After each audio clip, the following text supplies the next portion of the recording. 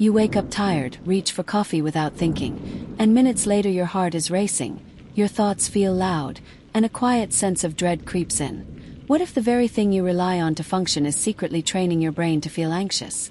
Picture an ordinary morning. Sunlight barely pushes through the curtains. Your phone alarm has gone off 3 times. You're not sad, not panicked, just foggy, heavy, human.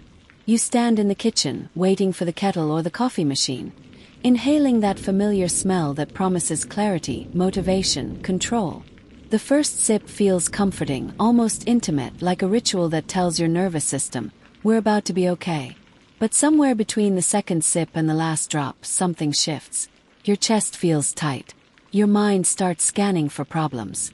Your body feels like it's leaning forward into the day a little too aggressively.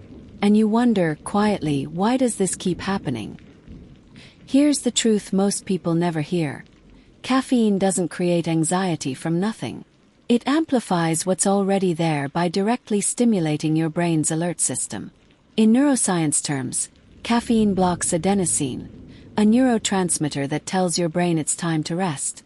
When adenosine is blocked, your brain interprets that as an emergency signal. Stay awake, stay sharp, stay ready. At the same time, caffeine increases dopamine and norepinephrine, chemicals involved in focus and motivation, but also in fear and vigilance. Your heart rate rises. Your breathing quickens. Your body prepares for action. The brain doesn't know this came from a mug. It only knows it feels like stress. And this is where the story deepens, because anxiety is never just about chemistry. It's about interpretation. Imagine 2 people drinking the same cup of coffee. One feels energized, productive, alive. The other feels jittery, overwhelmed, on edge. Same caffeine, different nervous systems, different histories, different meanings are assigned to bodily sensations. Your brain is a prediction machine. Every sensation you feel, heartbeat, breath, tension, it immediately asks, what does this mean?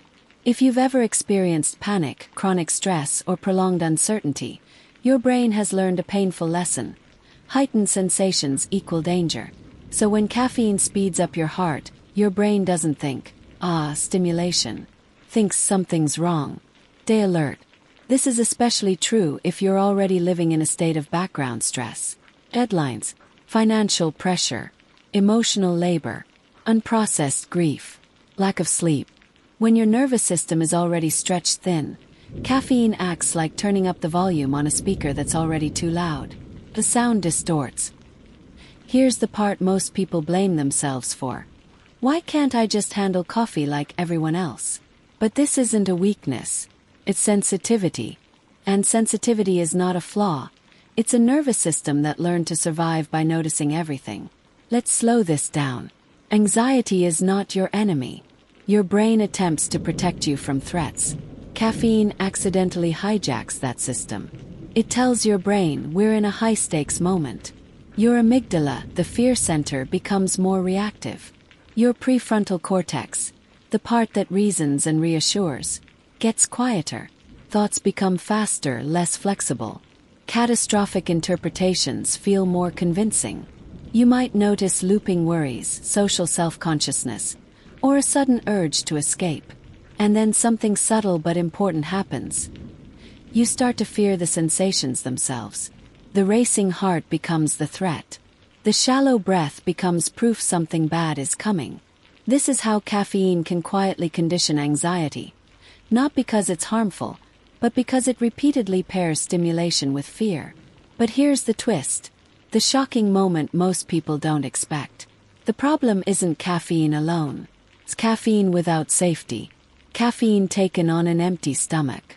Caffeine layered on sleep deprivation. Caffeine is used to override exhaustion instead of honoring it. In those moments, caffeine becomes a message to your brain that says, ignore your limits.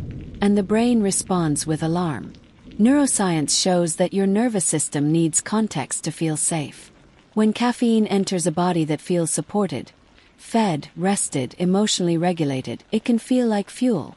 When it enters a body that feels depleted, it feels like a threat. This is why some people develop anxiety seemingly out of nowhere, in their late 20s or 30s. The coffee didn't change, the life load did. Responsibilities increased. Recovery decreased.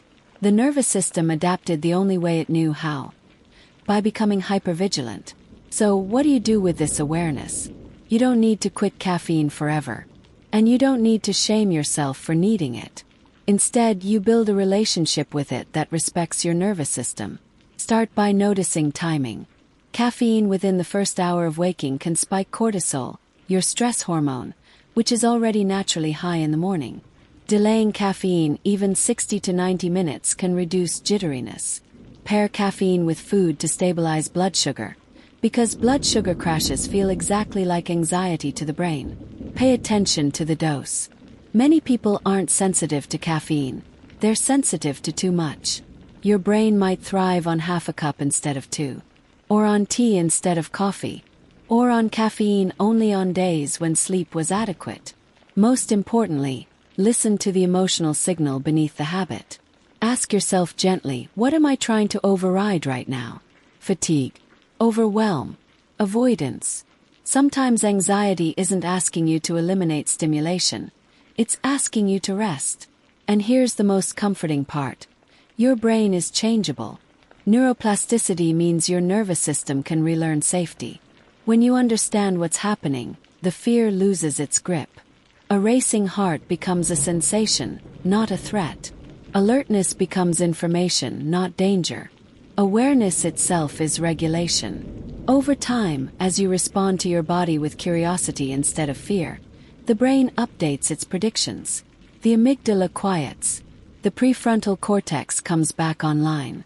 And caffeine stops feeling like a betrayal and starts feeling like a choice.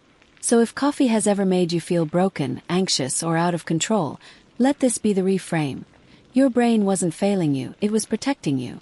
Understanding neuroscience doesn't just explain your symptoms. It gives you your power back. And if this kind of insight helps you feel calmer, clearer, and more compassionate toward yourself, stay here. This channel exists to help you understand your mind so you can work with it, not against it. Subscribe, stay curious, and keep learning how your brain is always trying to help you survive and eventually thrive.